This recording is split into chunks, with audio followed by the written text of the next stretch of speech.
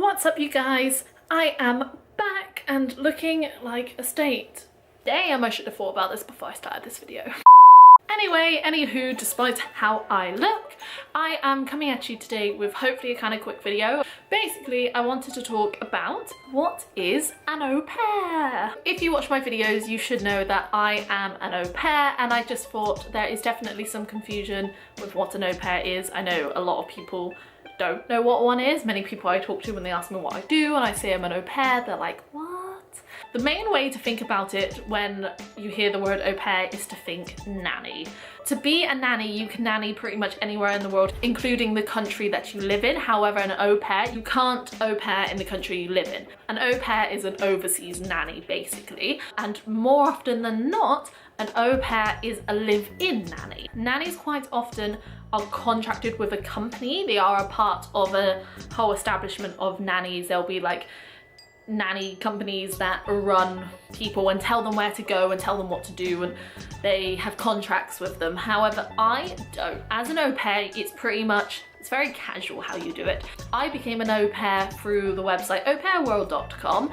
I will leave a link down below if you are interested in that, so you can have a look. And basically the best way to describe it is like a dating site. You have a profile and you write about yourself and you write what you think people should know, and why you're selling yourself. You're saying, why would you want me to be your au pair? And the family does the same thing. The families have their side of the website and they write about themselves, and you know, why would you want to come an au pair for us? And they say like how many children they've got and their living situation. Some are very vague, some are not at all. Some put loads on there and say whether you would be living in, their basic rate. However, a lot of the time that's the kind of stuff that you find out once you talk to them. A lot of them will say whether you require a driving license or not, so you know whether to bother or not. And there is sections where it says whether you are a smoker or non-smoker, whether you can drive or not. I mean, a whole bunch of stuff that you sort of tick yes or no to, that the au pair does and that the family does too, but saying if a driver's license is required, or if you smoke, will they allow it or not. You have a look through all the families in the countries. You select all the countries that you would be willing to go to. You talk to the families there. Like I said before, you can't au pair in your own country, so I'm from the UK and I cannot au pair in the UK. You have to au pair somewhere else. When I did it, I selected France, Germany, Belgium, Italy, Spain, Greece, and then also did America, Australia and New Zealand and Canada, but eventually narrowed it down to Australia when I sort of decided that actually I wanted to travel to Australia.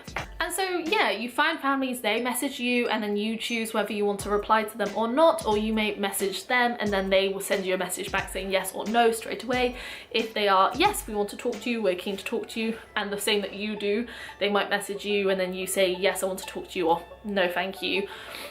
You can then go from there and you chit chat and you send messages to and from, and then eventually you Skype. And obviously if you like a family, you sort of go from there really. It sort of all escalates from there. When I was on Au Pair World and I was doing it, I ended up Skyping about 5 different families, and eventually narrowed it down to 2. So one family was in Sydney and the other was in Melbourne, and eventually I sort of narrowed it down and knew in my head that I wanted to go with the family in Melbourne, hence where I am now. Unfortunately, so that I didn't have to say no to this family in Sydney, they actually said no to me. So I think they had 2 people they wanted to choose from, me and someone else, and they went with the other person, which worked out perfectly because the family in Melbourne said yes to me, and obviously hence that is where I am.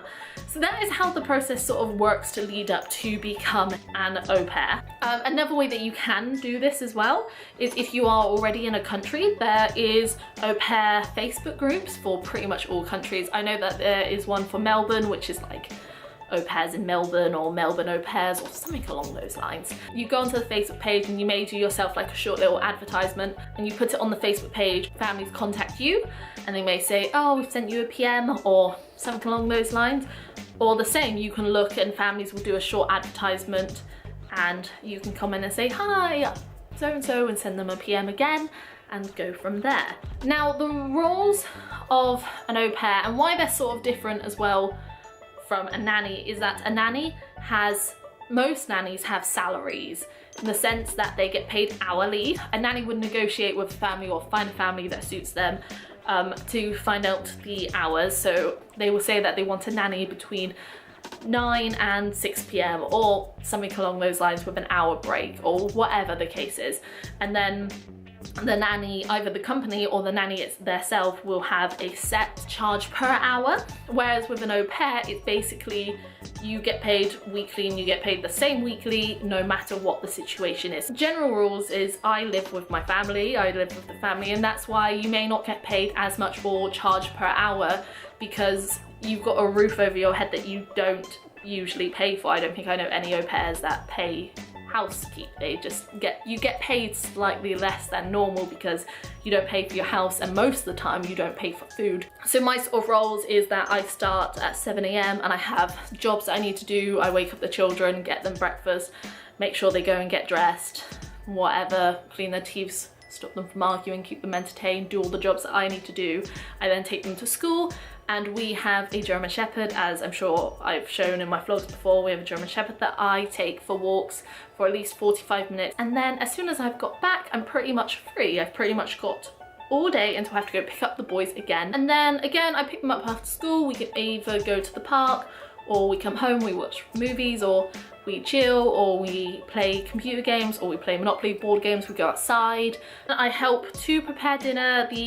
Some families are different. I know that some au pairs don't prepare dinner at all and really don't help towards dinner. I help to pack away after dinner, help to tidy everything up, maybe hang out for a little bit longer. Then pretty much by 7 o'clock I'm pretty much okay to go and do whatever I want. I also have weekends off, which is pretty chill. That's pretty much it for like what an au pair is and what an au pair does. You kind of have to negotiate and find out with the family what you're willing to do, what they want you to do, and you kind of go from there. I am very fortunate that I get on really well with my family, and I'm so happy with them. I know that there is a lot of situations where you just don't click. You think you're gonna click with someone, or you make too much of a quick judgment and choose a family too quickly, and then it doesn't always work out. But that is why I recommend you talk a lot with your families before. I Skyped every single week with my family up until the week that I came out, because we wanted to make sure that we were going to get on and it was going to work well, and I'm so fortunate that I get on so well with the family that I'm living with. So make sure that you talk to them a lot, ask all the questions. I will do a separate video listing every single question that I think you should ask. So to end this, I think that an au pair is an amazing job, and it's an amazing way to get out and travel and meet new people. I hope this video was informative and helped you guys if you are thinking about becoming an au pair. Maybe it encouraged you a bit to it, and if you just didn't have a clue what an au pair is, then now you know. Thank you so much for watching, and I will see